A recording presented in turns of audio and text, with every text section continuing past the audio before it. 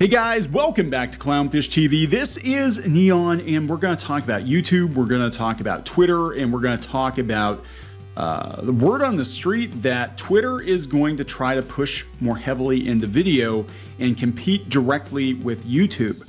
Now, this is pretty interesting. It has been rumored before. I think Elon Musk has made comments before to the effect that they're going to push into video more, but now he's apparently offering Mr. Beast the CEO position of Twitter if he wants it. I don't think it's going to happen. It could be a joke, but I don't think Elon Musk is joking about video. I know he's reached out to someone who used to work for YouTube who was actually in charge of gaming video content at YouTube, and I think they're really looking to ramp up their video presence, and I would love to see it. I would love to see a legitimate, viable YouTube competitor. And there are other platforms out there. We've got Rumble, we've got Odyssey, Facebook video. There's nothing that even comes close to YouTube. Even Twitch.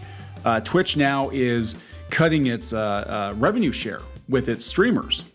YouTube is still the best game in town to make money, even over TikTok. I know everybody talks about TikTok views and how insane the reach of TikTok is now, but it doesn't pay their creators much of anything. Really, if the creators on TikTok want to get paid, they have to get some kind of a brand deal or whatever. And, that's hard to do. And I think that there are going to be fewer and further between. So far, YouTube has the best revenue share, revenue split. However, Musk is promising that eventually when they get this thing off the ground, they're going to try to give creators on Twitter a much better split, which I would love to see.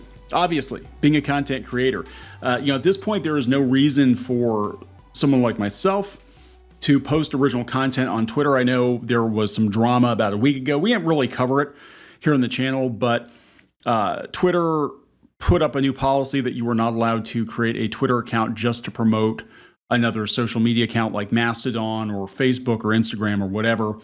And then they kind of walked it back because I thought it was a little too strict personally. But the reality is that Twitter is really not good for content creators. It needs to be. If you want to grow the platform, if you want to compete directly with Instagram and TikTok and especially YouTube, you've got to be good for content creators. And so we're going to talk about some of the changes in this, back and forth between Mr. Beast and Elon Musk, and kind of what we'd like to see happen. Before we get into it any further, please subscribe for more pop culture news, views, and rants, guys. Over 283, almost 284,000 subs, though. Thank you so much. Speaking of subbing, speaking of content, we have another channel. We're ramping up content going into 2023 on this channel. This is the Clownfish Studios channel. We've joked about before, like someday we want this to be our main channel where we make stuff. We do art videos, gameplay videos, animation. That's where all this stuff is going to live. If you guys haven't subscribed to this channel yet, we are slowly ramping up content going into 2023, so check it out. At Clownfish Gaming. Give a sub over there. We'd like to get this one to 100,000 by tomorrow. Can you do that? No, I don't think so. But check out our videos. They're fun. They actually are a lot of fun. Our editors work very, very hard on them. And I feel really bad because there's actually way more effort being put into these videos that don't get a lot of views than there is on this channel. But more people watch this channel. But we've tried putting gaming content on this channel. Nobody watches it.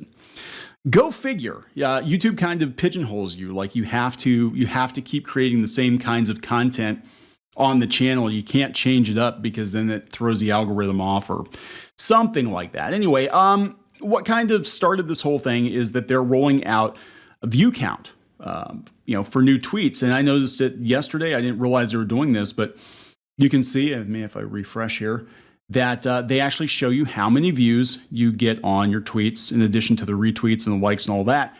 And it does seem like it is kind of the first step to keeping track of views for potential monetization of content, whether it's video content or art content or whatever, blog posts or whatever.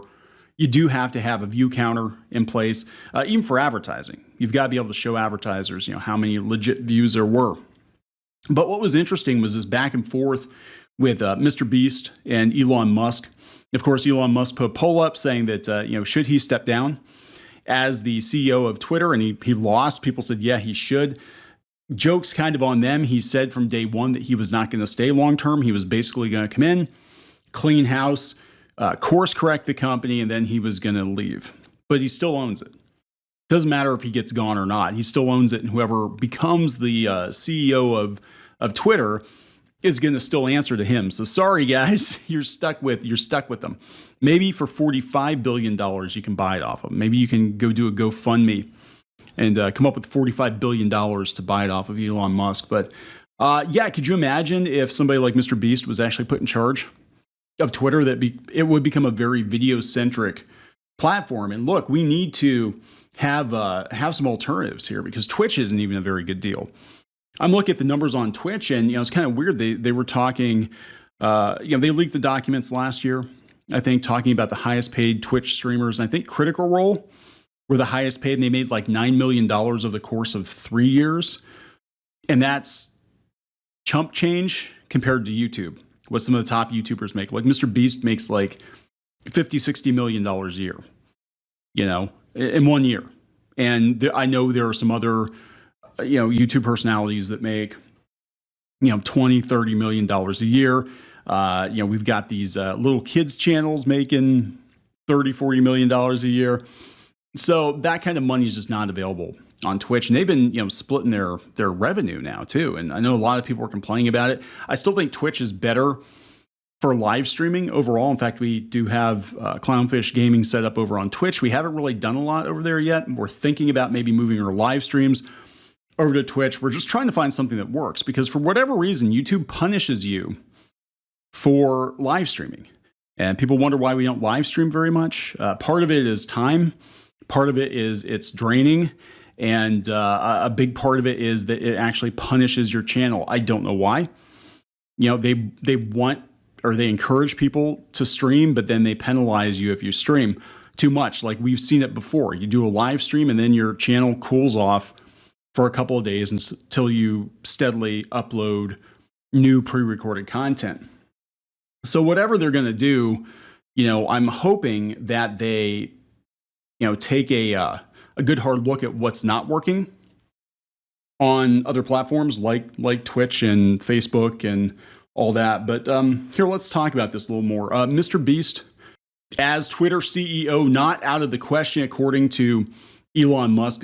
Are they sensationalizing the platform? No, I think that they're serious about it. Again, look at the people that have been talked to, and that's been the goal. And I think this view counter is definitely a step in that direction.